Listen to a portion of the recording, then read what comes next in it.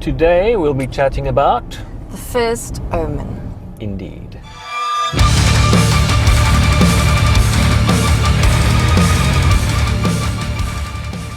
I really enjoyed the first one that came out in 1976. Yeah.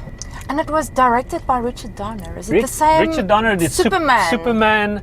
He did Weird. Lethal Weapon, The Goonies, Bizarre. Scrooged. He did a very, very cool Yes. variety of movies. Yes, very across his career. super varied. The Devil movies, I guess it was like The Exorcist was about 74. The book was probably run about the same time.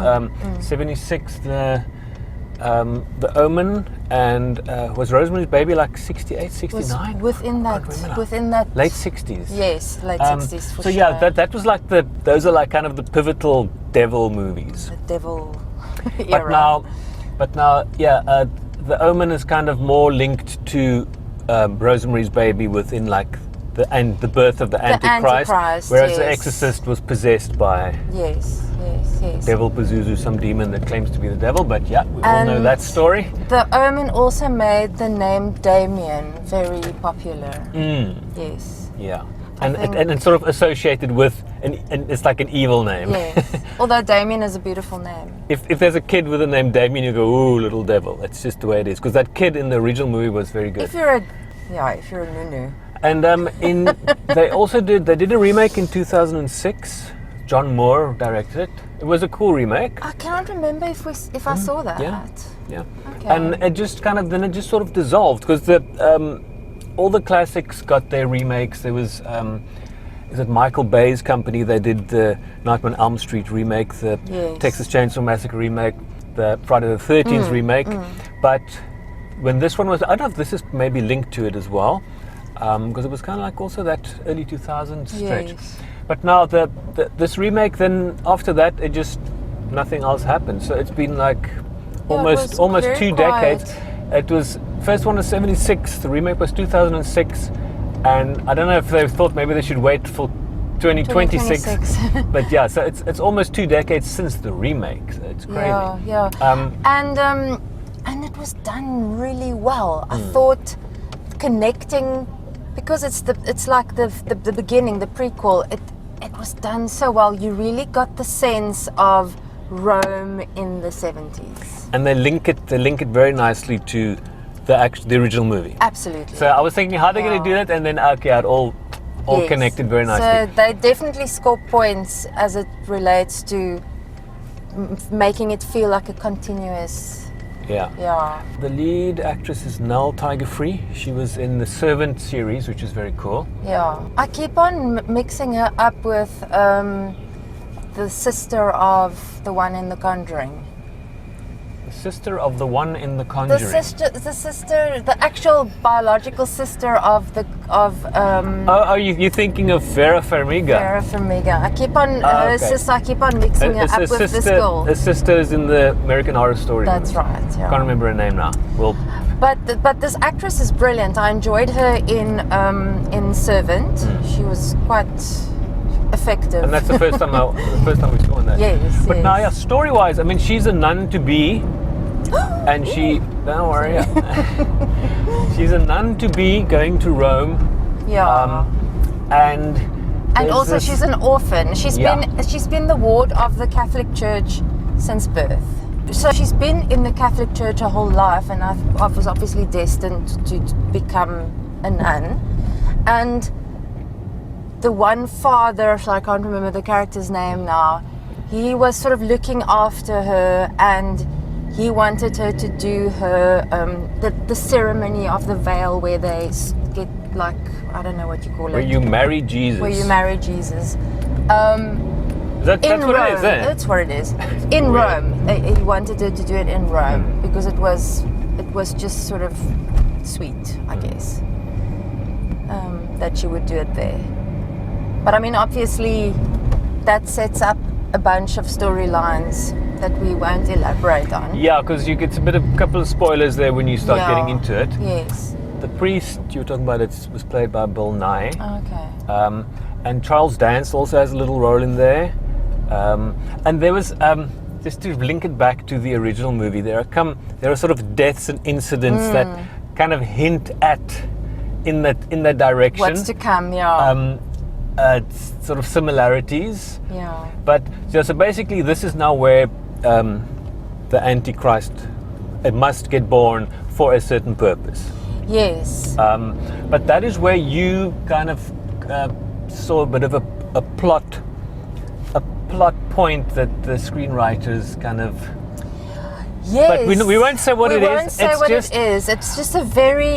If they did this, why didn't they just do that? Yeah. That is basically what it boils down to. So once you watch this, just keep that in mind, and you'll think about that. Yeah, I mean, what the hell? What the hell? But then, I mean, other than if they didn't do it this way, you won't have the movie and link it to the original. And you won't have a prequel. Yeah. And there were also a couple of sequels. In this one, it's going to be the Antichrist baby. Yeah. In the first one, he's like 8 years old. Yeah, he's like a lighty. And the second one is a teenager, and the third one, I don't think I ever saw the third final one. conflict, where he's now old, and like I think he's like in politics, business, or whatever. Because that's the whole plan for him to. He's either corporate or politics. To get both or both. I really can't remember much. I remember I read actually I think there's about 6 books written. Sure. The first original Omen novel was written by David Seltzer.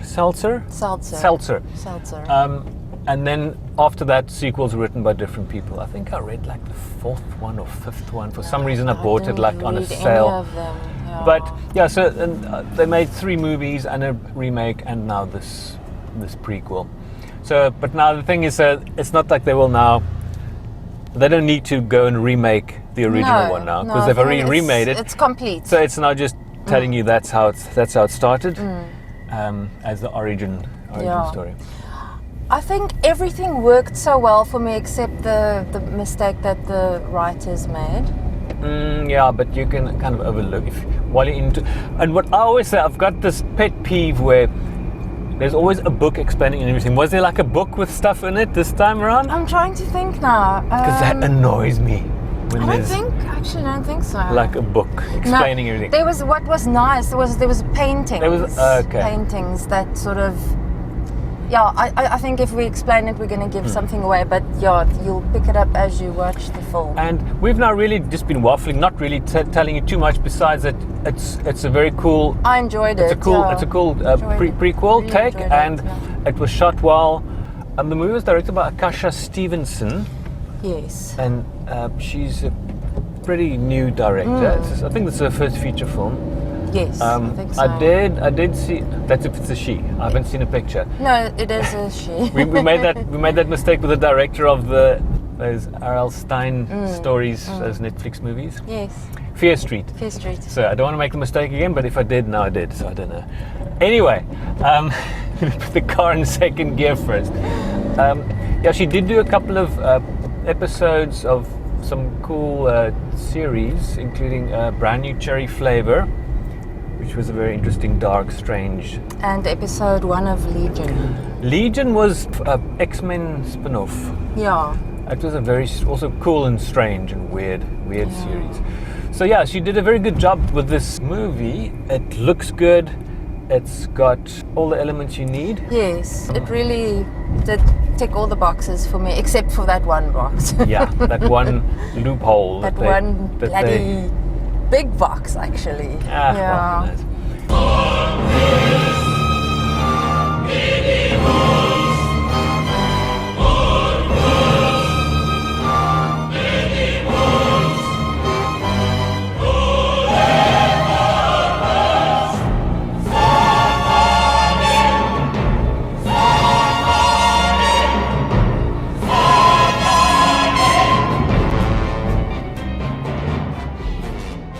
I can't say it's a fun movie. It's entertaining. It's got a couple of scares. Yes. It's got some gore. I think for the most part, it was entertaining. It was good to watch. Yeah. It really took you out. And when we walked in, the place was empty. Yes. Because straight after, the 2 distributors the one had a screening at 5 o'clock, which was that, and then straight after at 7, 8 o'clock was the Godzilla Kong, which I went to see, but I don't know if I'll be reviewing that. Godzilla Kong. I enjoyed it. It was crazy and ridiculous, especially in IMAX. I don't watch But those movies. I think most of the people went to the Godzilla one and Yes. skipped the Omen. No, But I can do a that's- double barrel viewing. Yes. So I went to both. No, I can't do the Kong and Godzilla things. I feel too sorry for them. No, it was cool. It was cool. But now, score-wise, I think I would give this an easy 7. I'll give it a 7, but I'm going to knock 1 point off for the bad writing. Okay. Yeah. So then it's a 6.5 average. Cool. Yeah, which I think is fair. Yeah, it is. Check out all the Omen movies. Yes.